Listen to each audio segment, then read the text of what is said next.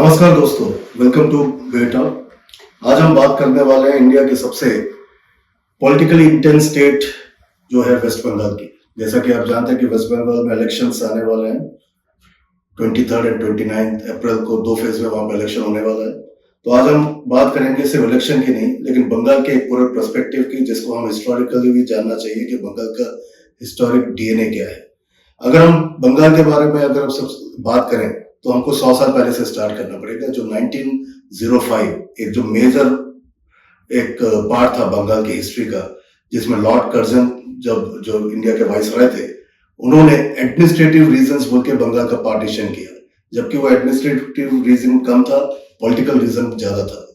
British जानते थे कि इंडिया का इंडिपेंडेंस स्ट्रगल को कमजोर करने के लिए डिवाइड एंड रूल पॉलिसी अपनानी पड़ेगी, एंड उस रीजन की वजह से उन्होंने 1905 में बंगाल का Hindu and Muslim majority areas के हिसाब से डिवाइड किया। जैसे हिंदू एरियाज को वेस्ट बंगाल बोला गया और मुस्लिम एरियाज को ईस्ट बंगाल, जो बाद में जाके बांग्लादेश बना।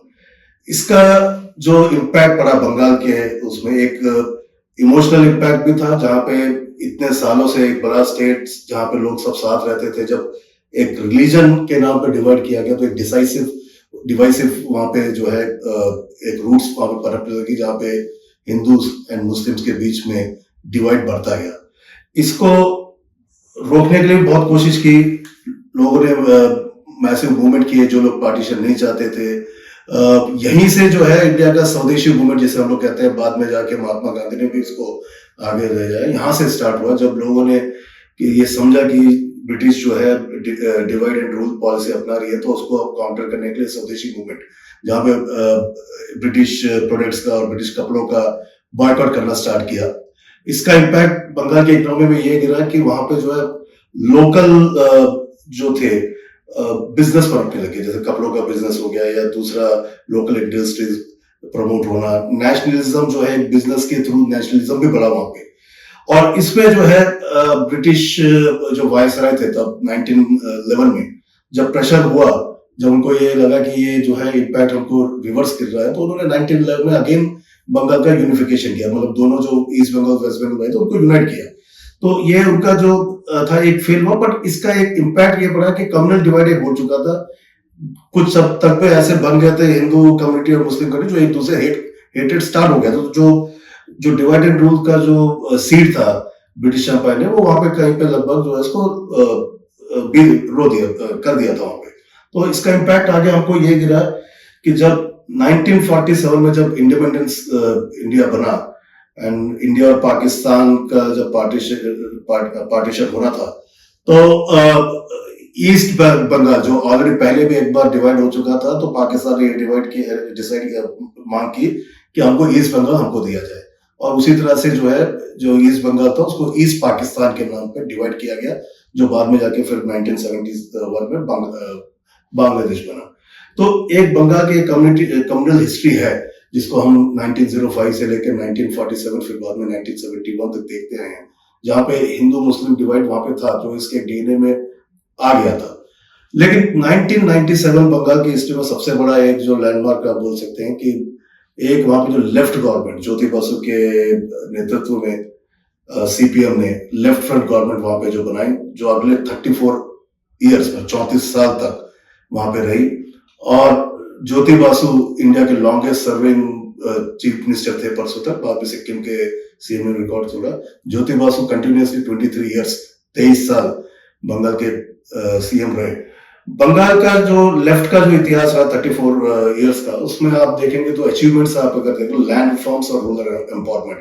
लैंड रिफॉर्म्स में इंडिया में सबसे ज्यादा अगर किसी ने किसी गवर्नमेंट ने, स्टेट गवर्नमेंट ने काम किया तो उसको वेस्ट बंगाल ही मान सकते। कई लाख हेक्टेयर भूमि जो है वहां पे लैंड जो है लैंड सीलिंग एक्ट के उससे विलेजेस में बांटी गई। जो लोग खेतों में मजदूरी करते थे, जिनके पास लैंड नहीं थे, उनको उन्होंने दिया। उस तरह से रूरल एम्पावरमेंट भी बहुत उन्होंने बनाया, जहां पे पंचायत राज का, एक्चुअली राजीव गांधी ने जब बाद में पंचायत राज जो सिस्टम लाया 84 में, उसकी जो है एक पहले ही जो है वेस्ट बंगाल में उसका एक लेफ्ट फ्रंट गवर्नमेंट ने उसको स्टार्ट कर दिया। तो उसी को देखा देखी करते फिर बाद में राजीव गांधी ने पंचायत राज का कानून लाया।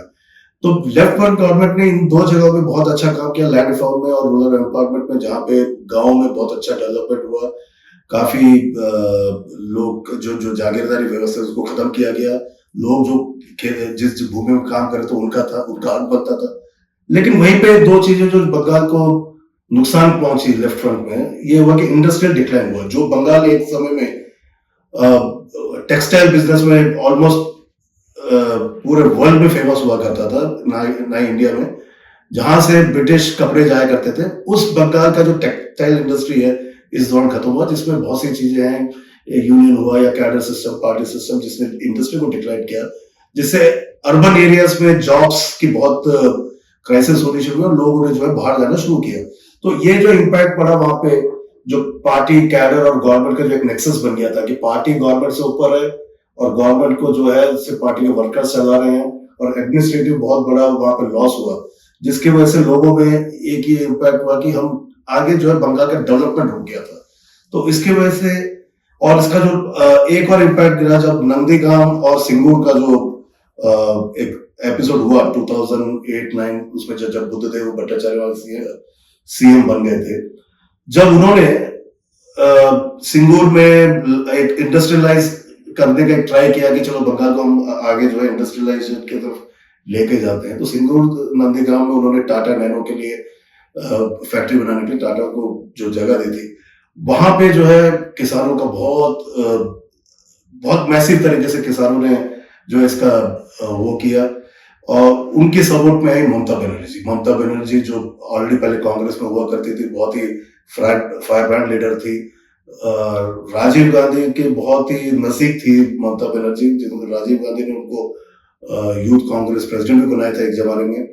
बहुत ही मतलब ग्रास रूट से निकल के आए, बहुत बड़ी लीडर थी ममता बनर्जी।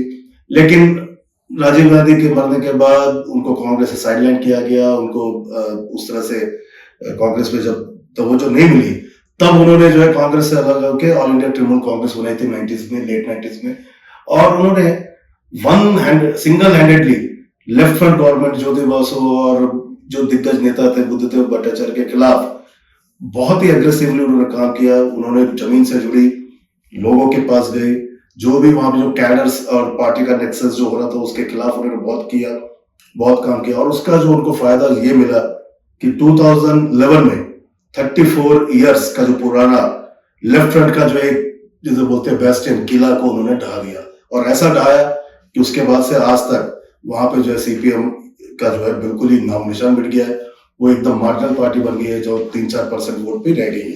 तो उन्होंने जो किया वो एक पॉलिटिकल रेवोल्यूशन ही नहीं था, उसको आप एक इमोशनल विक्ट्री बोली जा सकती है कि एक जनरेशन जिसने सिर्फ लेफ्ट फ्रंट गवर्नमेंट को देखी थी और सीपीएम को ही देखा था, बाद में उनको एक अल्टरनेट के तौर पे जो ममता बनर्जी देखी, और उन्होंने ममता बनर्जी को ऐसा स्ट्रॉन्ग मेजोरिटी दिया कि वो वन साइडेड फिर से जो लेफ्ट फ्रंट जैसे 34 इयर्स तक जमी हुई थी, आज ममता बनर्जी भी उसी तरह से दिख रही है, कंटिन्यू 2 इलेक्शन अच्छे मेजोरिटी जीती और थर्ड इलेक्शन की तरफ वो जा रही है। अब टीएमसी का जो भी एरा आप देखोगे 2011 से, बीइंग अ वुमन, उन्होंने वुमेन एम्पावरमेंट के ऊपर बहुत अच्छा काम किया, उन्होंने काफी वेलफेयर स्कीम्स लाई, तो उन्होंने भी जो अपना जो पॉलिटिक्स अभी तक चलाया है, एम्पावरमेंट, वुमेन एम्पावरमेंट एंड जो रूरल वोट बैंक है, अभी भी उनका जो चलता है रूरल वोट बैंक पे चल रहा है, बट उनके ऊपर भी एलिगेशन ये है कि अर्बन वोटर्स को शी इज नेग्लेक्टिंग इंडस्ट्रीज। अभी भी वहां पे बंगाल में जिस भरोसे के ऊपर उन्होंने लेफ्ट फ्रंट गवर्नमेंट को ढहा के आई थी कि मैं इंडस्ट्रियलाइजेशन लाऊंगी, जॉब्स क्रिएट करूंगी, वो अभी भी वहां पे बंगाल में अभी भी नहीं दिख रहा है इतने साल होने के बाद भी। तो उसका जो इम्पैक्ट गिर रहा है, और कई उनको जो है नेगेटिव भी ये हुआ कि करप्शन के एलिगेशंस लग रहे हैं उनके ऊपर भी। जैसे आप देखें शारदा स्कैम या नारदा स्कैम, 2-3 बहुत सारे वहां पे स्कैम्स हुए, चिट स्कैम्स, वो भी है। पॉलिटिकल वायलेंस बहुत बंगाल में बढ़ गया। बंगाल की एक बड़ी हिस्ट्री रही है पॉलिटिकल वायलेंस की, बीइंग फ्रॉम कांग्रेस के टाइम से, बाद में लेफ्ट एरा में भी, और अभी भी वो कंटिन्यूस हो रहा है। लोगों की जो होप्स थे कि कम से कम ममता बनर्जी आने के बाद जो पॉलिटिकल वायलेंस है खत्म होगा, वो भी नहीं हुआ है। काफी वहां पे जो है पॉलिटिकल वायलेंस चल रहा है लेफ्ट के बीच, टीएमसी के बीच और बीजेपी के बीच। और गवर्नेंस का भी डिबेट है कि गवर्नेंस काफी वहां पे वीक है, उतना वहां पे इम्पैक्ट नहीं कर रहा है। तो ये अभी वहां पे चल रहा है कि जिसकी वजह से जो है लोगों को कि भाई हमने डिसीजन सही लिया नहीं किया, कई लोग ये भी सोच रहे हैं। तो उसका जो फायदा उठाया बीजेपी ने, क्योंकि लेफ्ट वहां पे ऑलरेडी वहां पे डिमिनिश हो गया, खत्म हो चुका है, सीपीएम का कैडर बचा नहीं है, उनको ऑल्टरनेट चाहिए। अब कहीं पे भी पॉलिटिकल वैक्यूम हो, ऑपोजिशन अगर वीक हो, तो कोई ना कोई तीसरी पार्टी आती है, और वहां पे आई बीजेपी। क्योंकि जैसा कि आपको पहले ही बताया कि बंगाल का एक हिस्ट्री रहा है, कम्युनल हिस्ट्री, हिंदू मुस्लिम डिवाइड रहा है, तो उसको एक नजर में रखते हुए बीजेपी ने जो स्ट्रैटेजी खेली, वहां पे ये स्ट्रैटेजी खेला कि जो वो डिवाइड था उसको फिर से लोगों के बीच में ले जाके, कि ममता बनर्जी और लेफ्ट ने पिछले 34 इयर्स, और ममता बनर्जी भी अभी आके अपीसमेंट की पॉलिटिक्स कर रही है। मुस्लिम वोटर्स वहां पे काफी है, 27%, तो उनको अपीस करने के लिए ममता बनर्जी काम कर रही है। हिंदूज को वहां पे दबाया जा रहा है, हिंदूज को कुचला जा रहा है, उनको फेस्टिवल भी मनाए दिए जा रहे हैं, कई तरह के जो इमोशनल रिलीजियस कार्ड खेल के वहां पे आज बीजेपी एक स्ट्रॉन्ग कंटेंडर बन गया। अगर आप बीजेपी का पिछले 3-4 इलेक्शन देखा जाए, तो parliament MP election they are consistently around 20 seats तक रहते हैं, 15 से 20 सीट। इवन असेंबली में भी दे आर वेरी स्ट्रॉन्ग, अच्छा वोट बैंक है उनका। टीएमसी और बीजेपी के बीच में सिर्फ 5-6% का फर्क था पिछले इलेक्शन में। But day by day BJP वहां पे बहुत एग्रेसिव हो रही है। 2021 से वो बहुत ही स्ट्रांगली वहां पे काम कर रहे हैं। उनका जो मेन जो एजेंडा है, as a communal agenda, Hindu Muslim politics, and also जो ये घुसपैठ की जो बात करते हैं कि बांग्लादेश से जो मुस्लिम्स इलीगली इन्फ्लेट कर रहे हैं, रोहिंग्यास आ रहे हैं, और सबसे बड़ा जो एलिगेशन लगाते हैं अमित शाह जी ने जो बोला था पिछले बार कि बंगाल में हमें बीएसएफ वालों को जो है बाउंड्री नहीं लगाने देती है ममता बनर्जी, जिसकी वजह से बांग्लादेश से लोग इधर आ रहे हैं और हिंदू एरियाज में कब्जा करके उनके लैंड्स, उनके घर, उनके बच्चों से शादियां करके लव जिहाद, ये सब बहुत सारे लैंड जिहाद, लव जिहाद का जो एलिगेशन लगाया है, उसकी वजह से क्या हो रहा है, एक डिवाइसिव वहां पे हो जा रहा है, जहां पे हिंदू मुस्लिम और एक बिल्कुल बाइपोलर इलेक्शन बनता जा रहा है। जो बंगाल एक समय में आइडियोलॉजी के ऊपर इलेक्शन लड़ता था, आज वही बंगाल रिलीजनल पोलराइजेशन के ऊपर इलेक्शन लड़ रहा है। एक तरफ जहां पे स्ट्रॉन्ग हिंदू राइटिस्ट विंग है बीजेपी, और जहां पे एक तरह से मुस्लिम अपीसमेंट करने वाली पार्टी के रूप में टीएमसी को दिखाया जा रहा है। तो ये इसकी वजह से ये हो गया, रिफ्ट बहुत बड़ा बढ़ गया है बंगाल में। पिछले दिनों में रामनवमी में या दूसरे फेस्टिवल्स में भी वहां पे काफी जो है वायलेंट एक्टिविटीज हुई थी। तो बीजेपी का इम्पैक्ट अभी इतना पड़ चुका है कि वहां पे लेफ्ट पूरी तरह से खत्म हो गया, कांग्रेस वहां पे पूरी तरह खत्म हो गई है। ओनली दो major party TMC and BJP के बीच में ये इलेक्शन चल रहा है। आप अगर देखें तो पिछले इलेक्शन में 2021 में कई सालों बाद पहली बार ऐसा हुआ कि लेफ्ट पार्टीज को एक असेंबली सीट भी नहीं है, जो भी बहुत बड़ा बोल सकते हैं कि बहुत बड़ा हिस्टोरिकल इवेंट है, जहां पे लेफ्ट 34 इयर्स रहा, लेकिन आज एक असेंबली सीट के लिए भी वो लोग अगर तरस रहे हैं, तो इसका जो है सीधा सीधा ये असर पड़ता है कि टीएमसी ने पॉलिटिक्स इस तरह की कर दी है कि वो जो है पूरी तरह से रीजनल पॉलिटिक्स के ऊपर आ गया है। वहां पे there is no ideology, there is nothing called economical उसके ऊपर वोट पूछना, सिर्फ जो है हिंदू मुस्लिम वही चल रहा है। तो उसी के ऊपर जो है लड़ाई चल रही है। और अभी जो बंगाल के इलेक्शन में सबसे बड़ा जो आप देखोगे अभी जो इश्यू चल रहा है, वहां पे सिर्फ दो इश्यू चल रहे हैं। एक तो है कि रोहिंग्यास एंड बांग्लादेशी मुस्लिम्स का एक इश्यू जो बीजेपी उठा रही है, और टीएमसी जो अब जो इश्यू उठा रही है वो है एसआईआर का, कि टीएमसी बोल रही है कि आइडेंटिटी पॉलिटिक्स खेली जा रही है, जानबूझ के टीएमसी के वोटर्स को या माइनॉरिटी वोटर्स को एसआईआर के नाम पे वहां से काटा जा रहा है। और ये पूरा एक तरह से जो चल रहा है कि एक सिस्टमेटिक एसआईआर चल रहा है, कि जहां पे टीएमसी ने पिछले बार इलेक्शंस में 5,000 या 5,000 से नीचे की मार्जिन से विक्ट्री की थी, उन जगहों में चुन चुन के जो है इलेक्शन कमीशन जो है वोटरों को काट रहा है, और वहां पे ऐसी एक सिचुएशन बनाने की ट्राई कर रहे हैं जहां पे बीजेपी को इनडायरेक्टली लाभ मिले, फायदा पहुंचे। ये एक टीएमसी का एक वहां पे एलिगेशन है, इसके ऊपर इलेक्शन कमीशन के ऊपर। इलेक्शन कमीशन का आप देखेंगे तो पिछले कई 1-2 साल से वही चल रहा है। बिहार इलेक्शन में भी लोगों ने एलिगेशन लगाए, तमिलनाडु में भी यही हुआ है, बंगाल में तो खैर बहुत बुरी तरह से, क्योंकि वहां पे जो है सुप्रीम कोर्ट को भी दखल देना पड़ा। तो अभी वोटर लिस्ट कंट्रोवर्सी में यही चल रहा है कि ये ममता बनर्जी का जो एलिगेशन है कि ये सीधे तौर पे बीजेपी को फायदा पहुंचाने के लिए एसआईआर किया गया। तकरीबन 91 लाख वोटर्स को जो है एसआईआर के अंदर डाला गया है, 27 लाख वोटर्स को पूरी तरह से निकाला गया है, बाकी लोगों को ट्रिब्यूनल जाने के लिए बोला, पर अब इलेक्शन पर होने में एक हफ्ता ही बचा हुआ है, तो ट्रिब्यूनल में जाएंगे भी तो उनके ऊपर क्या डिसीजन होगा मालूम नहीं। तो दैट मीन्स कि इस इलेक्शन में तो कम से कम ये 90 लाख वोटर्स जो है वोट ही दे पाएंगे। तो उसका इम्पैक्ट अभी तक जो सब पंडित मान रहे हैं वो टीएमसी के ऊपर ही गिरेगा। तो एसआईआर की वजह से बीजेपी को फायदा होगा 100%, ये लोग मान रहे हैं। और अगर कल को अगर कुछ ऐसा एक रिजल्ट आता है जहां पे टीएमसी हारती है तो वो भी कोई ज्यादा शॉकिंग नहीं लगेगा हमें, क्योंकि जिस तरह का इलेक्शन कमीशन का अभी चल रहा है सिचुएशन, और जिस तरह से इलेक्शन कमीशन डायरेक्ट सेंटर को सपोर्ट कर रही है, सेंट्रल गवर्नमेंट को, तो वो भी हो सकता है, उसमें कोई बड़ी आश्चर्य की बात नहीं होगी। तो अभी जो चल रहा है बंगाल में, हम अगर नक्शल में बोले तो एक तो वोटर लिस्ट कंट्रोवर्सी चल रही है, आइडेंटिटी पॉलिटिक्स चल रही है हिंदू मुस्लिम्स की, और वेलफेयर वर्स डेवलपमेंट। अब यहाँ पे वेलफेयर बीजेपी जो है बोलती है कि फ्रीबीज बांट रही है ममता दीदी, सिर्फ वेलफेयर में है, डेवलपमेंट में कोई काम नहीं कर रही है। और बीजेपी कह रही है कि अगर हम आएंगे तो हम डेवलपमेंट करेंगे, लेकिन उन्होंने भी अभी तक कोई ऐसा कोई ब्लूप्रिंट डेवलपमेंट का नहीं दिखाया है कि हम ये करेंगे या वो करेंगे। कोई स्पेसिफिक उनके पास ब्लूप्रिंट नहीं है डेवलपमेंट का। आप बाकी स्टेट्स भी देख लीजिए, यूपी हो गया, राजस्थान हो गया, मध्य प्रदेश हो गया, जहां पे बीजेपी कई सालों से है, लेकिन वहां पे कोई डेवलपमेंट मॉडल नहीं है। तो डेवलपमेंट की बात तो हो रही है, पर किसी के पास कोई ब्लूप्रिंट नहीं है बंगाल के लिए। सो बंगाल को अभी भी जो है सिर्फ आइडेंटिटी पॉलिटिक्स, रिलीजन पॉलिटिक्स में लगा हुआ है। कोई भी जो डेवलपमेंट की बात नहीं कर रहा है, बंगाल को आगे कैसे बढ़ाना है। बंगाल की जो एक ऐसी चार था, ग्लोरी थी, जिसमें बंगाल में आर्टिस्टिक ग्लोरी, इंटेलेक्चुअल ग्लोरी, एक इंडस्ट्रियल ग्लोरी जो खत्म हो चुकी है, उसको वापस लाने के ऊपर कोई बात नहीं कर रहा। तो अभी अगर हम देखें क्या है, सेम मुझे अभी यही लग रहा है कि बंगाल फिर से 1905 के सिचुएशन में आ गया है, जहां पे जब ब्रिटिश हुकूमत ने डिवाइड एंड रूल के पॉलिसी के उस पर डिवाइड किया था बंगाल को रीजनल हिंदू मुस्लिम के नाम पे। आज भी पॉलिटिकल पार्टीज वही कर रही हैं, तो देयर इज नो चेंज। 120 साल बाद भी वही चल रहा है, वो हिंदू पॉलिटिक्स का नैरेटिव चल रहा है, उसी में चल रहा है। आइडेंटिटी चल रही है, डिवीजन चल रहा है, आइडेंटिटी और पावर स्ट्रगल चल रहा है। तो कोई बड़े चेंजेस हमें दिख नहीं है। तो अगर हम देखा जाए 1905 का जो पार्टीशन था सिर्फ एक हिस्टोरिकल इवेंट नहीं था, उसकी वजह से जो एक पॉलिटिकल माइंडसेट जो क्रिएट हुआ वहां के लोगों में, वो अभी भी कहीं ना कहीं कायम है।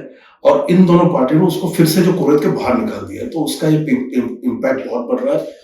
उसी की वजह से मेरे ख्याल से लेफ्ट फ्रंट अब आ नहीं पा रही, कि उनके पास इस तरह का आइडेंटिटी कुछ नहीं है। आइडेंटिटी को बाहर लाने के लिए, उसको रेक करने के लिए लेफ्ट के पास कुछ बचा नहीं है। तो इसकी वजह से लेफ्ट पूरी तरह से आउट हो चुका है, और बीजेपी और टीएमसी पूरी तरह से इस आइडेंटिटी पॉलिटिक्स में का फायदा उठा के आगे खेल रही है।